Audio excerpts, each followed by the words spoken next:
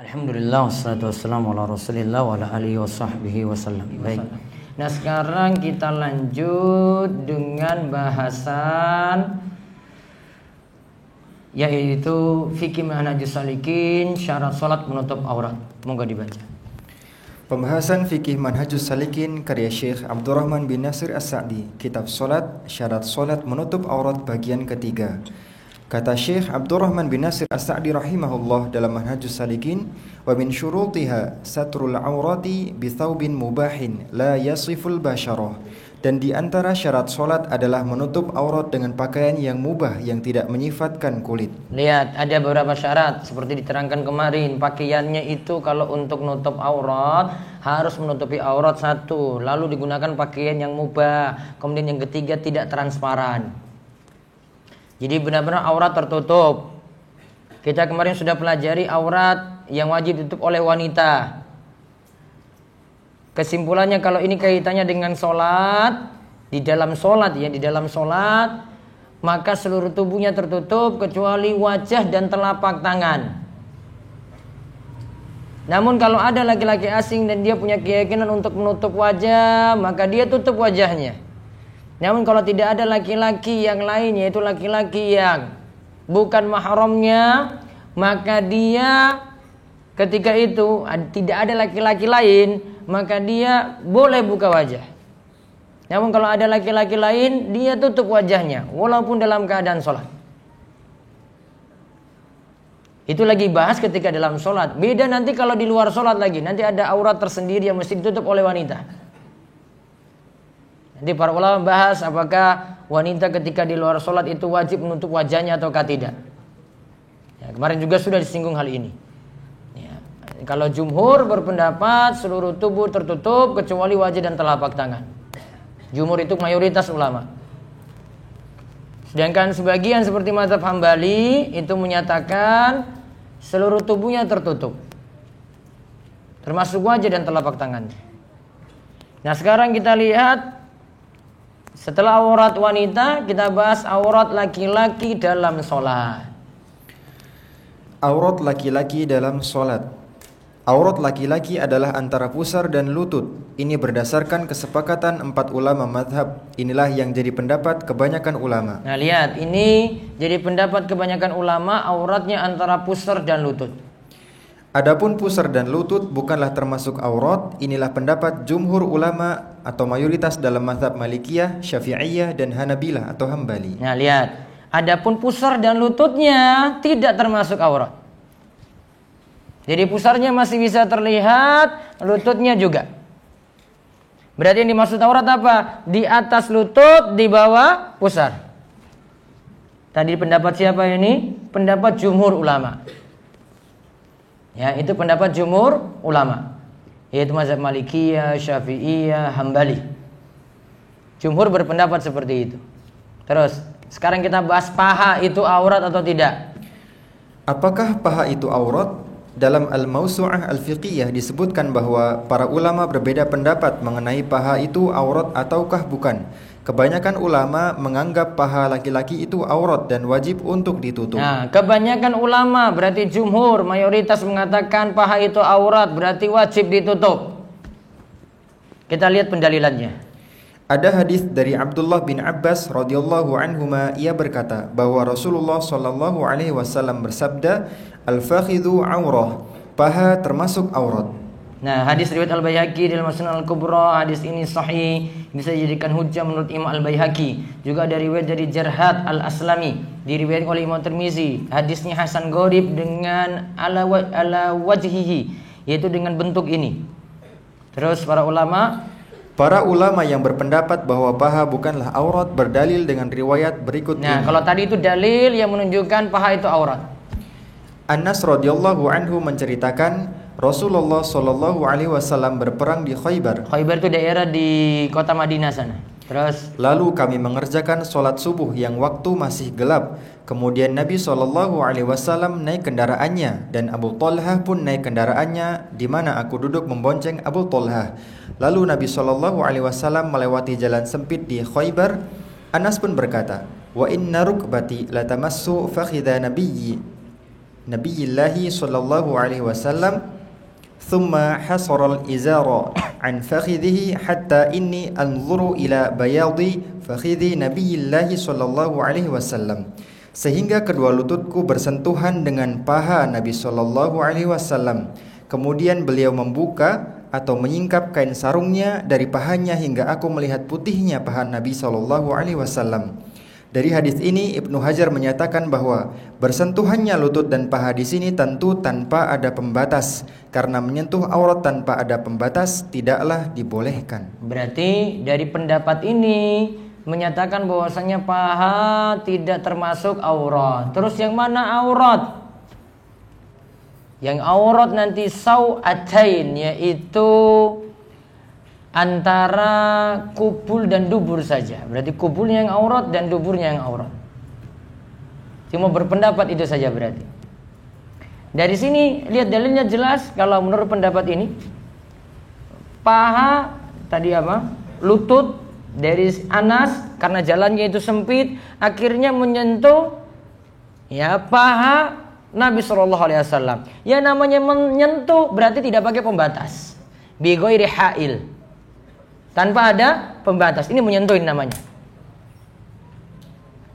Makanya aturan juga kalau dalam mazhab Syafi'i seperti kita bahas kemarin, waktu kita bahas pembatal wudhu, kalau laki-laki dan perempuan itu bersentuhan, ya ini bukan saya lagi rojikan pendapat ya, namun menceritakan pendapat mazhab Syafi'i.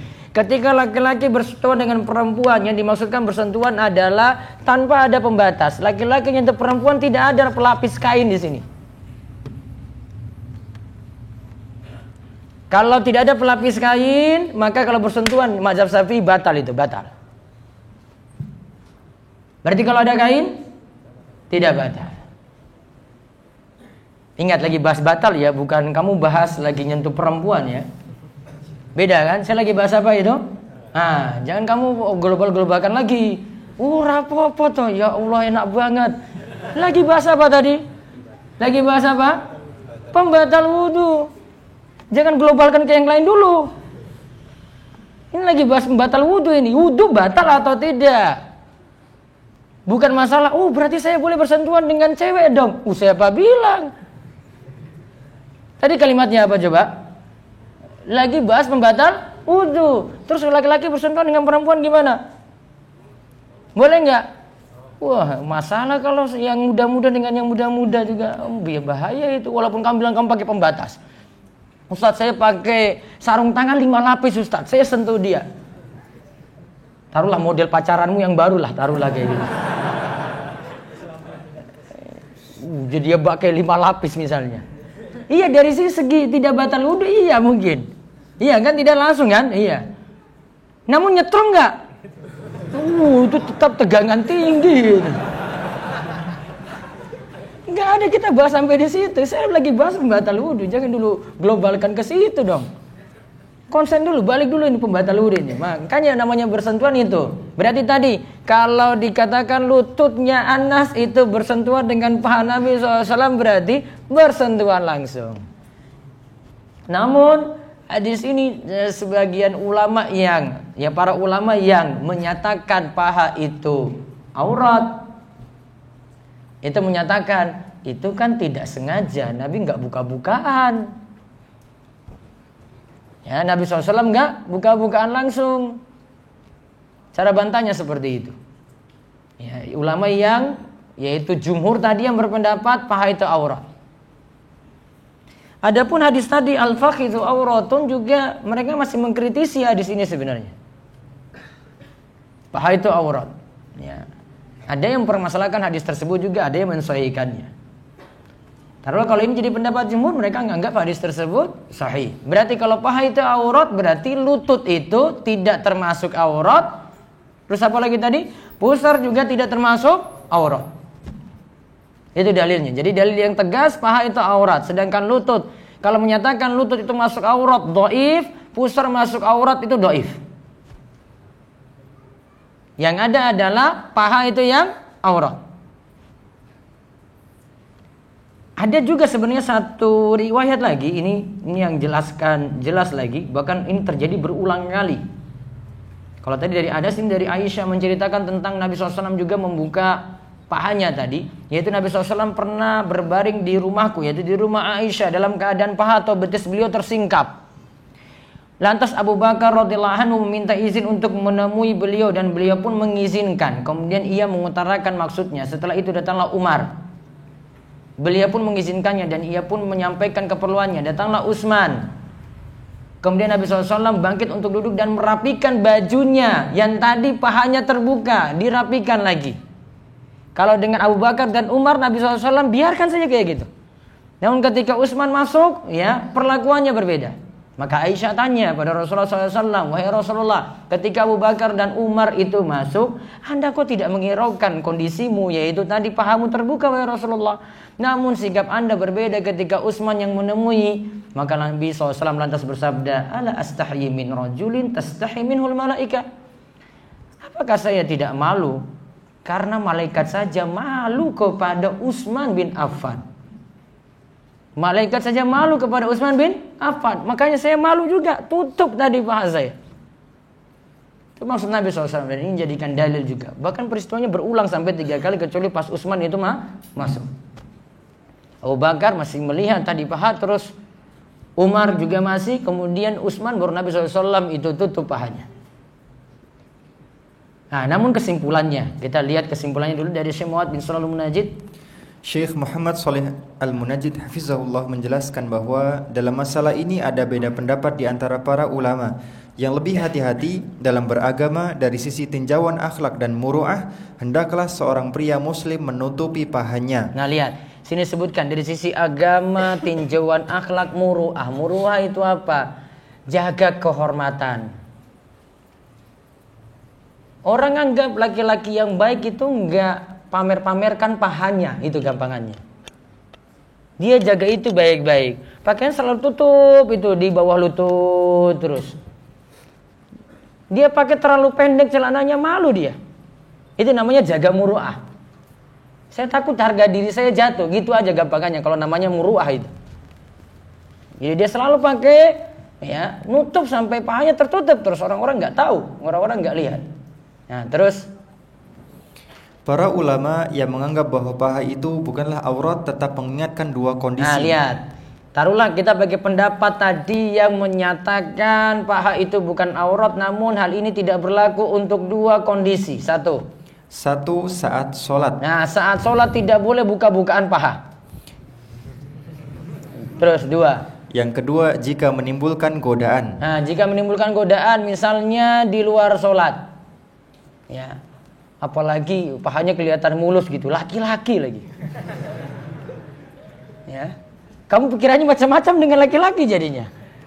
Ya. Maka kata Syekh tadi Shalih Al-Munajjid, nanti saya sebutkan perkataan dari Syekh Muhammad bin Shalih Al-Utsaimin. Nanti ada perkataan dari Ibnu Utsaimin nanti di bawah. Yang kedua kondisi ini mengharuskan paha itu amannya ditutup. Apa satu? Salat. Yang kedua apa? Ketika menimbulkan godaan. Pas lagi renang, iya enggak? Iya. Makanya tutup. Cari celana lebih nutup sampai lututnya. Lebih bahaya kalau di situ. Bisa macam-macam juga, jangan-jangan nanti yang homo maksudnya. Terus, Syekhul Islam Ibnu Taimiyah.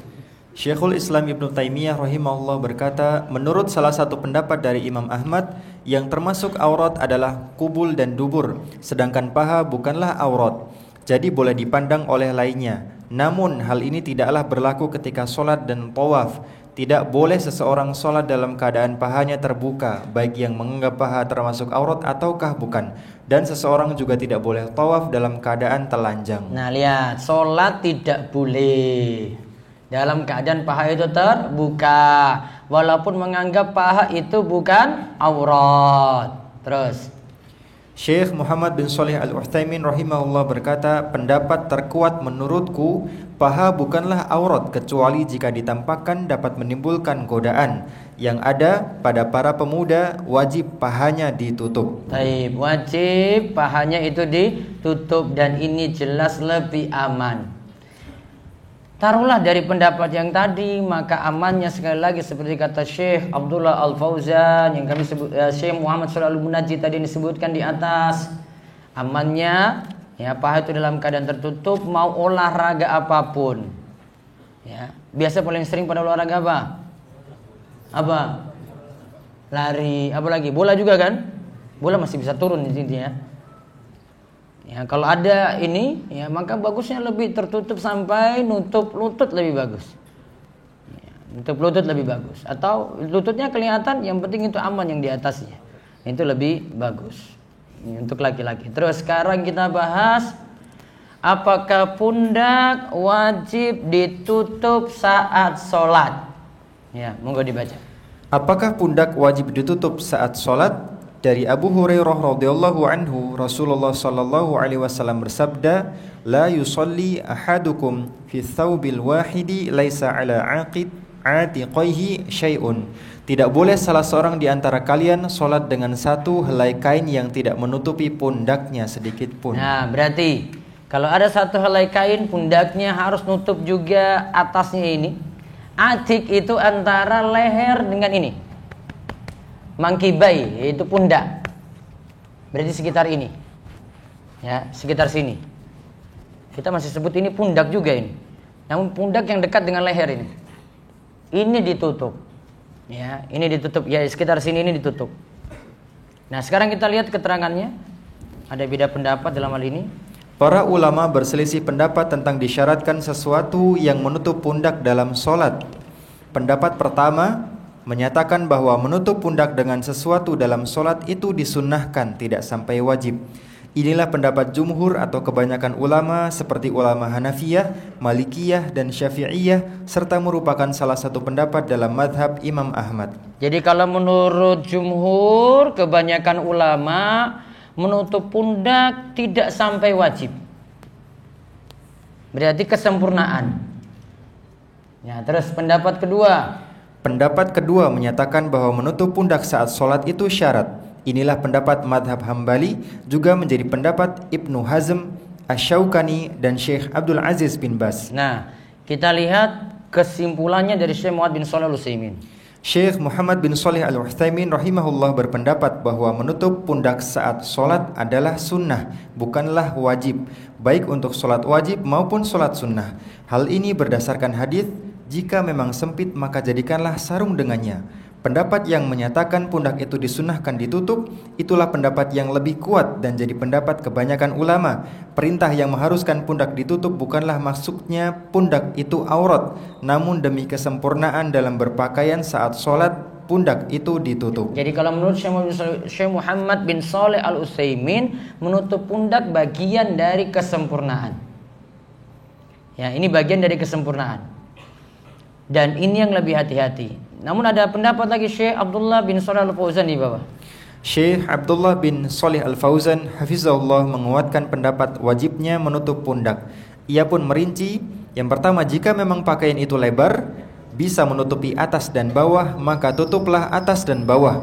Yang kedua, jika memang pakaian itu sempit, hanya bisa menutupi atas atau bawah, maka tutuplah aurat yang wajib, yaitu antara pusar dan lutut. Dan sepakat ulama masih boleh sholat dengan sehelai kain saja, sebagaimana kata Ibnu Rushd dalam Bidayah Al-Mujtahid. Baik, kita lihat. Jadi kesimpulannya yang paling bagus nih Syekh Abdullah Fauzan. Beliau katakan, beliau menguatkan pendapat wajibnya nutup pundak. Dirinci.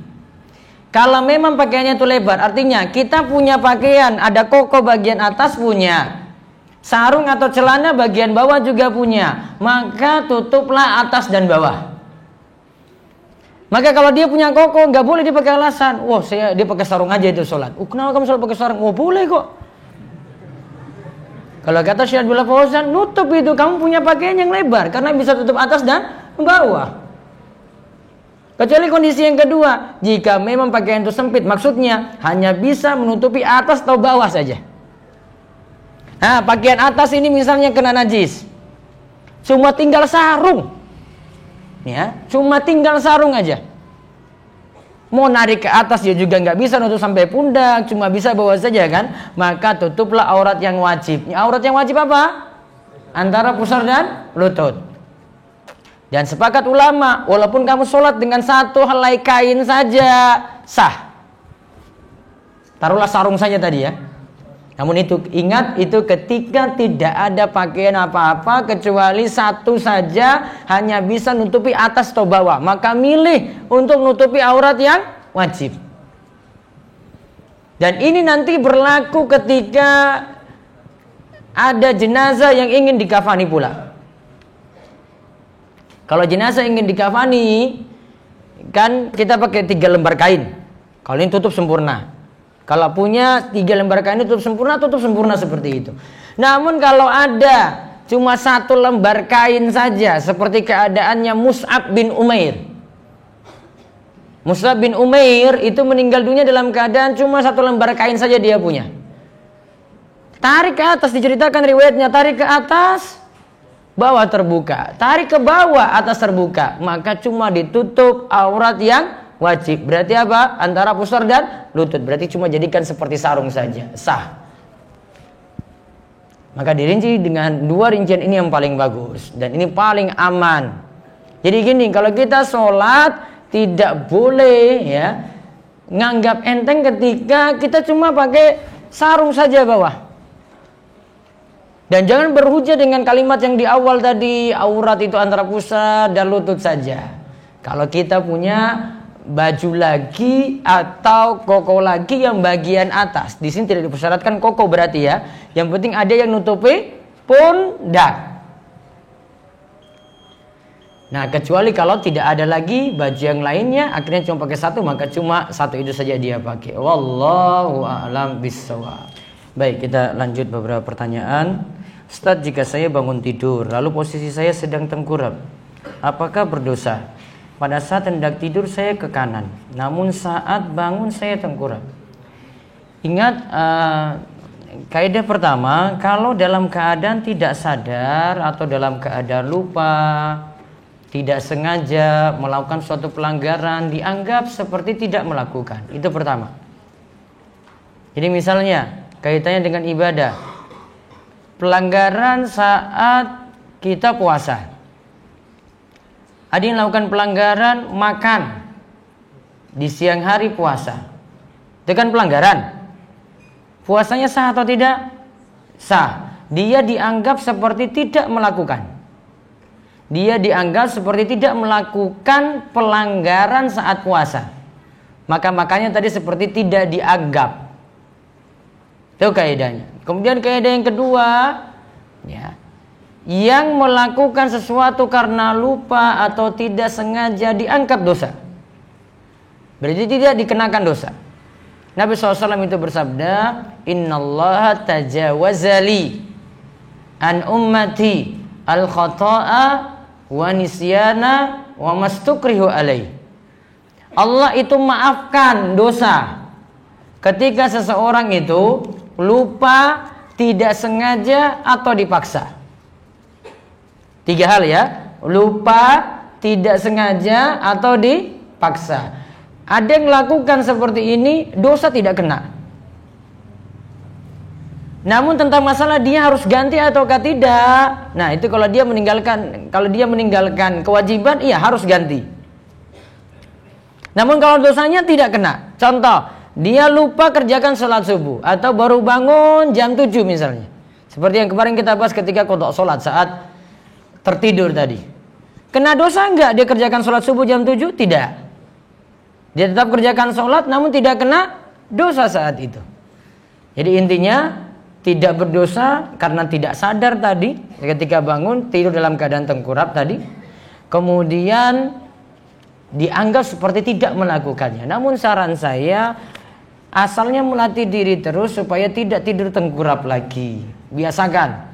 Nanti lama-lama kebiasaan ini pun juga akan hilang. Dia bangun kok tiba-tiba tidurnya tengkurap, itu nanti akan hilang. Ustadz, apakah tengkurap ketika membaca buku atau belajar sama seperti larangan tidur sambil tengkurap? Kalau lihat dari teks tadi ya cuma membahas ketika mau tidur saja. Jadi ketika tidur. Namun saran saya baiknya tidak lakukan seperti itu juga. Karena bisa jadi orang baca juga sambil tidur.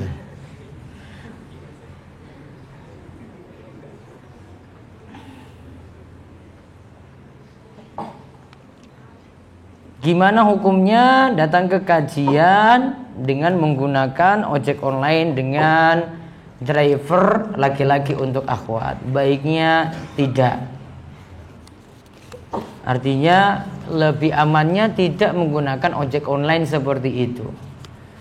Kalau dia mau lebih ringan, ya bisa dengan rombongan teman yang banyak menggunakan apa istilahnya?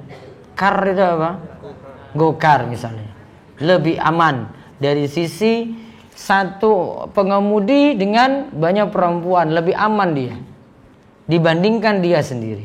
Mungkin bisa dikurangi dengan cara seperti itu. Kalau tidur hendaknya menghadap kiblat miring ke kanan. Iya. Jadi ini sana utara, situ selatan, berarti kepalanya di utara, kakinya itu di selatan, tidurnya itu miring ke kanan. Cara tidurnya seperti itu. Jadi ditambahkan lagi berbaring ke kanan, kemudian dalam keadaan berbaringnya itu menghadap kiblat.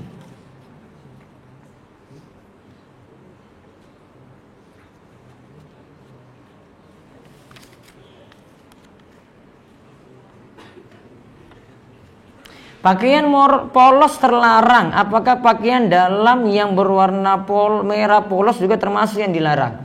Kalau masih ada garis-garisnya tidak masalah, ada campuran putih, hitam gitu tidak masalah. Merah yang dimaksudkan sini seperti merah darah. Nabi SAW dulu pernah pakai baju merah juga, namun para ulama katakan merahnya itu bukan merah polos. Ya, ada garis-garis, ada tulisan-tulisan dengan corak-corak yang lainnya. Ya, dulu yang Nabi SAW pakai itu masih ada corak yang lainnya.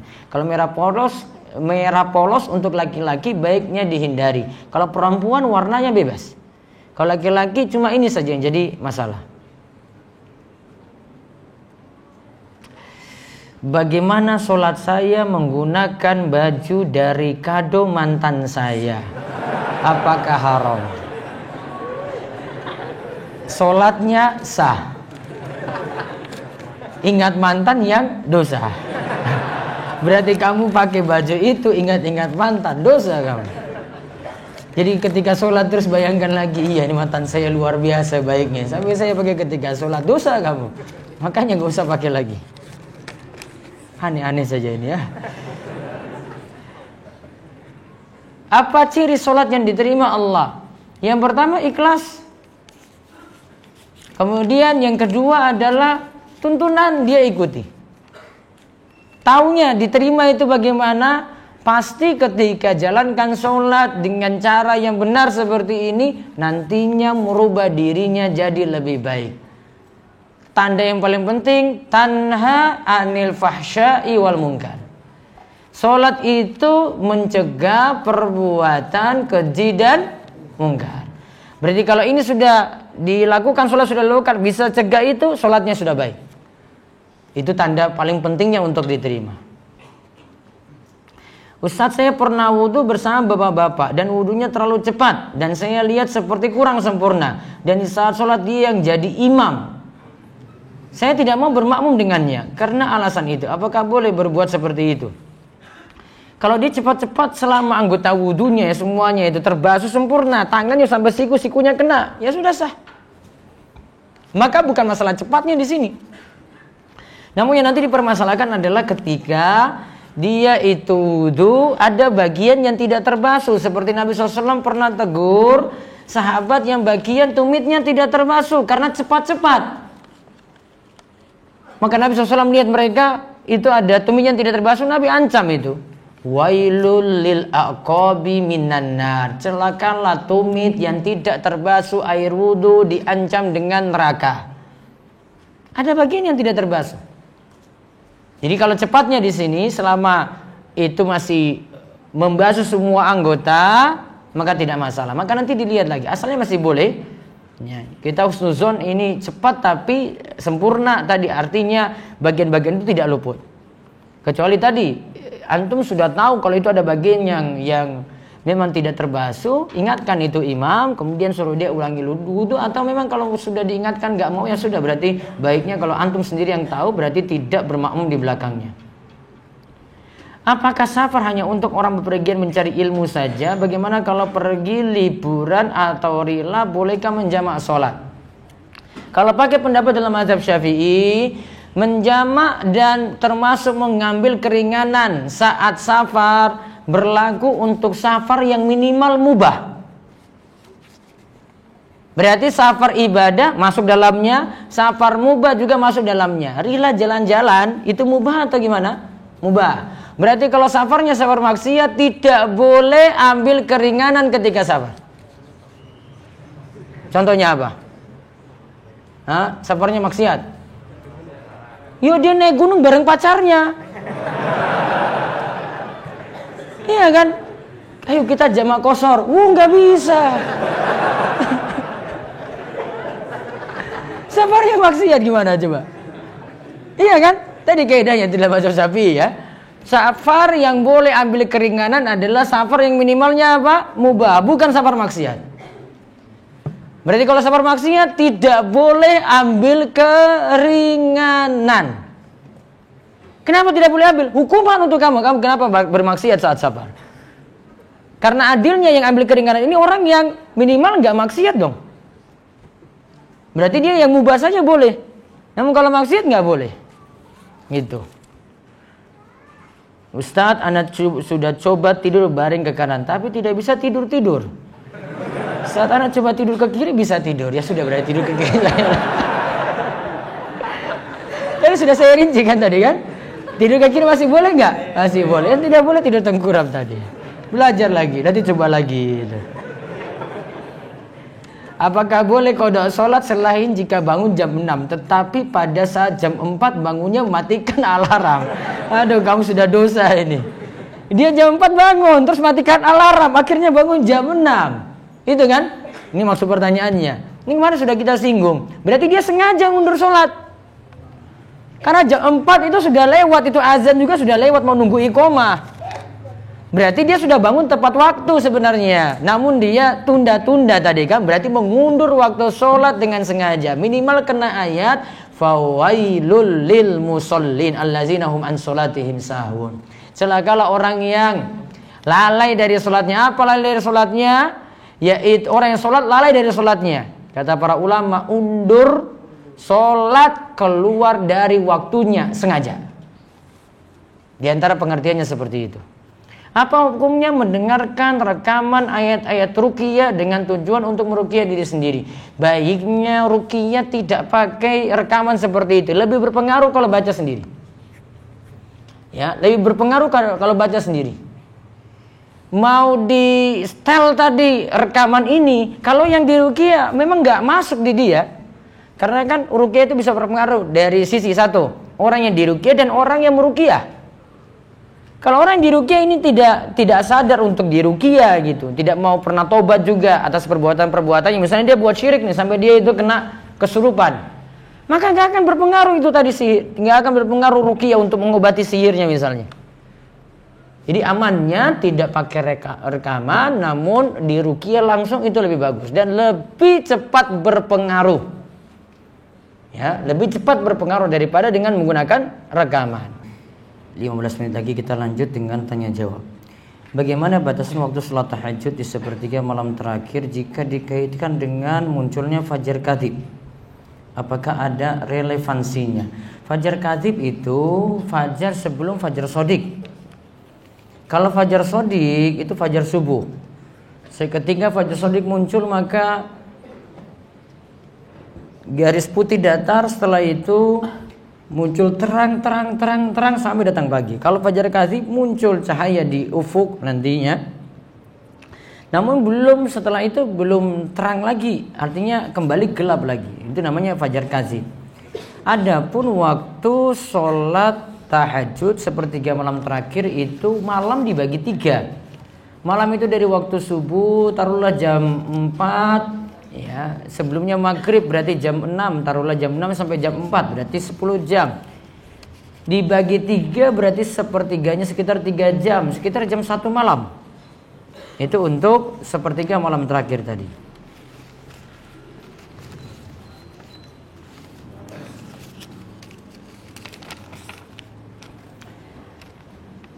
Apakah ada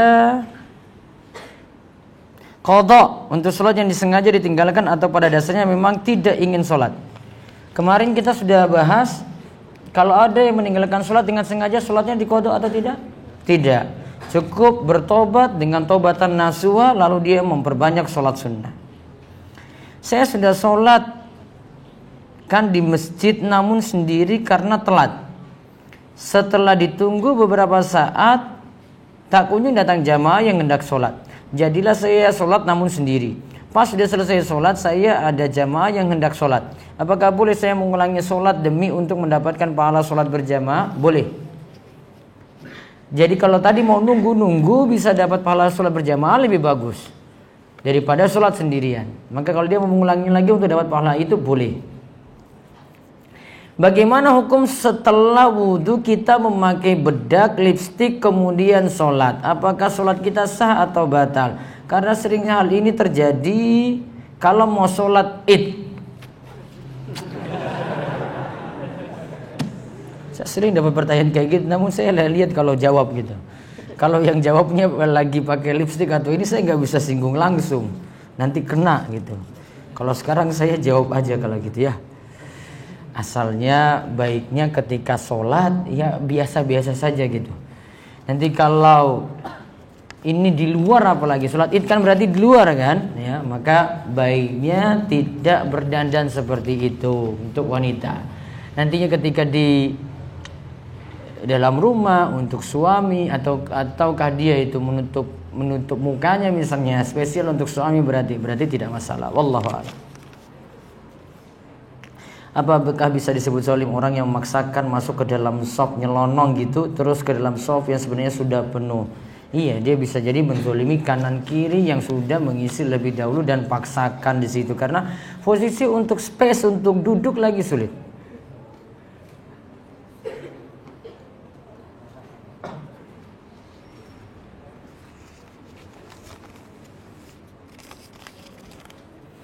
Apakah masih bisa dikatakan dapat satu rakaat bersama imam ketika imam sedang ruku, namun jamaah masbuk baru takbir dan belum sempat ruku juga? Selama masih dapati imam ruku, ya dapatkan imam ruku berarti sudah dapat satu rakaat. Yang penting posisi imam sudah ruku gini, sedang ruku, belum bangkit. Kalau sudah bangkit berarti antum nggak dapat lagi. Namun kalau masih ruku berarti dapat satu rakaat. Jika di waktu subuh hujan deras sekali dan saya tidak bisa jamaah subuh di masjid, apakah tetap boleh sholat fajar di rumah sebelum sholat subuh? Boleh. Jadi kerjakan sholat subuh di rumah kalau memang hujannya deras dan di dalam kalimat azan itu ada perintah sholatlah di rumah kalian. Maka ketika itu memilih sholat di rumah, ya memilih sholat di rumah boleh. Itu uzur untuk tidak pergi ke masjid. Lalu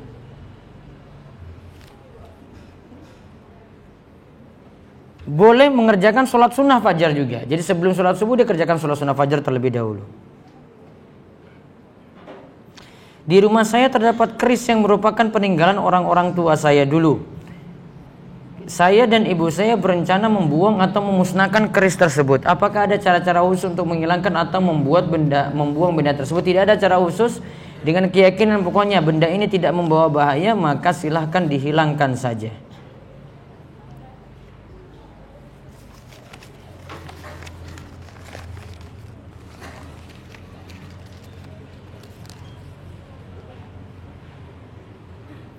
Ketika kita lupa dalam sholat dan kita lupa juga sujud sahwi, langsung salam. Sebentar, kita lupa dalam sholat dan kita lupa juga sujud sahwi. Double berarti ya. Tetapi belum ngapa-ngapain, bisa langsung sujud sahwi dan salam. Taib. Bagi yang harus sujud sahwi, dia belum sujud sahwi sebelum salam misalnya. Kalau dia milih madhab Syafi'i berarti sujud sahwinya sebelum salam. Maka nantinya dia misalnya pergi ke luar sana baru dia ingat, oh saya lupa sujud sahwi, maka dia tinggal balik tambah sujud sahwi, kemudian langsung dia salam. Sujud sahwi itu dengan sajadatain, 2 kali sujud. Dia sujud pertama Allahu Akbar, sujud, bangkit, duduk antara 2 sujud, terus turun lagi Allahu Akbar, sujud sahwi, sujud yang kedua, lalu bangkit lagi kemudian salam. Selama wudunya tadi belum batal sampai di sana, dan ini masih nyambung, jedanya tidak terlalu lama, maka dia cuma tambah sujud sahwi tadi. Kecuali kalau dia sudah keluar, wudunya sudah batal, berarti dia harus ulangi sholat tersebut. Nanti kita akan bahas insya Allah ketika membahas sujud sahwi. Perjalanannya masih panjang untuk sampai ke pembahasan sujud sahwi. Ketika melakukan safar jauh di dalam kondisi di dalam pesawat selama kurang lebih 15 jam perjalanan serta mengenai arah kiblatnya bagaimana? Berarti saat di pesawat lihat, kalau pesawatnya terbang ke arah timur berarti sudah berlawanan arah dengan arah kiblat. Kalau memang tidak bisa sholat di tempat khusus di pesawat, ya maka dia sholat di tempat duduknya. Arahnya kemana? Ya karena tidak bisa diatur tentang arahnya ini, maka dia ikut arah pesawat walaupun ke arah timur, menghadap kiblat jadi gugur. Berdiri nggak bisa, padahal berdiri adalah rukun sholat untuk sholat fardu, maka berdiri jadi gugur juga. Berarti dia lakukan sholat semampunya. Bagaimana hukum jual beli motor klasik yang rata-rata tanpa BPKB atau STNK? Ya. Coba lihat secara aturan kepolisian ini dibolehkan atau tidak tanpa surat-surat seperti itu. Saya belum tahu tentang aturan ini. Wallahu a'lam.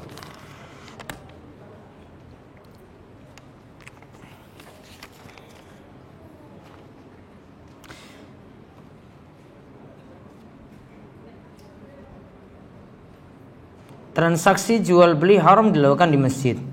Bagaimana jika melakukan suatu registrasi untuk kegiatan yang dilakukan di masjid dengan membayar sejumlah uang?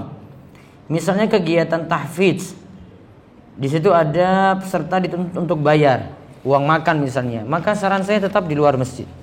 Karena situ ada pembayaran dan di sini ada timbal balik, bayar nanti dapat makan. Berarti pembayarannya di masjid, itu jual beli namanya, maka tetap tidak boleh dilakukan di masjid walaupun tujuannya untuk tahfidz.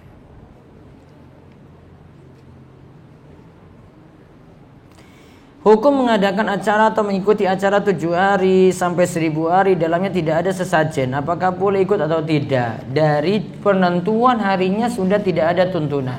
Maka baiknya tidak mengikutinya kalau memang bisa untuk tidak mengikuti acara semacam itu.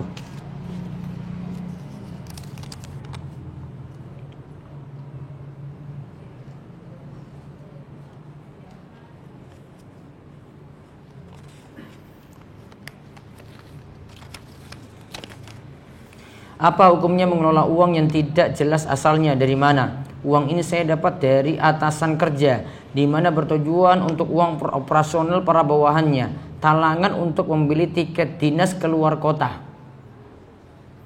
Kalau memang dananya syubhat, tidak dimanfaatkan, bisa serahkan pada orang lain atau pada orang-orang yang butuh saja. Wallahu a'lam. Saya adalah seorang mahasiswi yang masih dibiayai oleh orang tua. Saya berinisiatif mewakafkan sebagian uang tersebut untuk membangun masjid dan saya niatkan atas nama kedua orang tua saya. Mengenai hal ini apakah saya harus minta izin kepada orang tua ataukah saya boleh diam saja agar dapat menjaga keikhlasan? Kalau ini memang uang dari orang tua masih hidup, maka izin dari orang tua lebih bagus. Namun kalau orang tua sudah meninggal dunia tanpa ini langsung dengan atas nama orang tua, nanti pahalanya nyampe kepada orang tua. Wallahu a'lam. Misalkan seorang membuka warung makan dan menyediakan tempat untuk makan di situ. Misalkan ada yang membeli dan makan di tempat itu, tetapi yang beli dan makan di tempat itu adalah seorang yang pacaran atau bukan mahramnya. Apakah penjual tersebut mendapatkan dosa? Kira-kira bisa diseleksi nggak yang datang di situ harus nggak pacaran gitu? Bisa nggak? Tahu nggak ciri-ciri yang pacaran atau bukan lah, gampangannya kayak gitu. Tahu nggak? Hah? Nggak tahu juga? Apa ciri-cirinya ya, biar tahu kayak begitu ya. Kalau memang nggak ada ya gak usah ambil pusing aja. Nggak ambil pusing dengan itu. Antum jualan-jualan gitu. Kecuali ya tahu jelas dan ini tahu tujuannya itu maksiat, nah itu baru. Namun kalau misalnya nggak tahu amannya ya tidak tahu. Ya sudah jualan seperti biasa. Yang maksiat yang dia perbuat ya dia yang dosa sendiri. Namun kalau bisa itu tidak dilakukan di tempat jenengan. Ya, kalau memang disediakan tempat situ seolah-olah mendukung suatu kemaksiatan.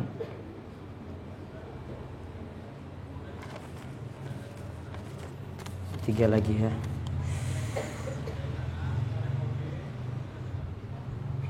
Hukum cashback di toko online. Cashback masih boleh.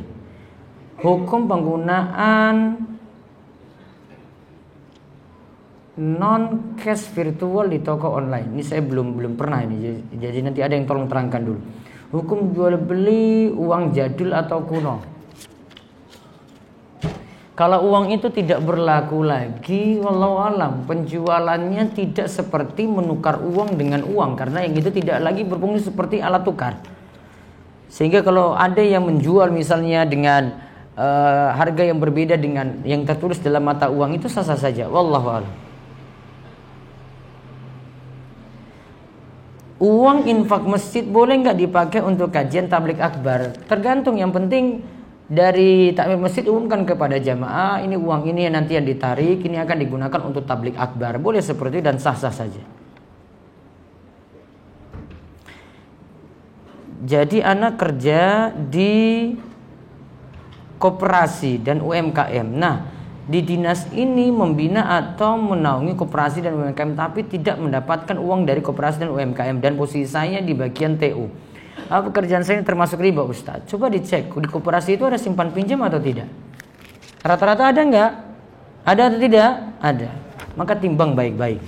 Karena kalau situ ada riba, berarti jenengan di bagian TU bisa jadi kena hadis Nabi SAW, wa katibahu, orang yang jadi penulis alias sekretaris yang dia catat itu transaksi riba yang ada, termasuk dalam laknat Rasulullah sallallahu alaihi wasallam. Terakhir,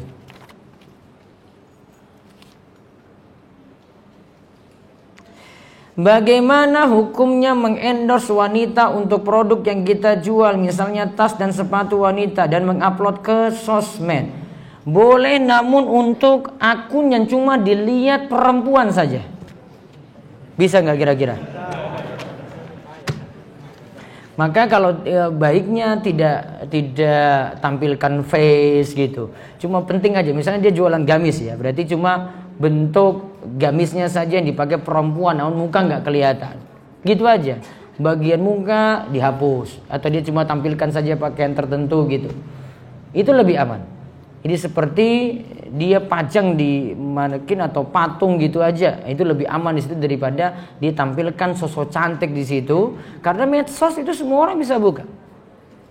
Ya, medsos semua orang itu bisa buka. Beda dengan kalau kita pasang katalog kemudian orang yang tertentu saya bisa masuk, harus pakai identitas, kemudian nanti lihat produk kita yang masuk perempuan saja, beda.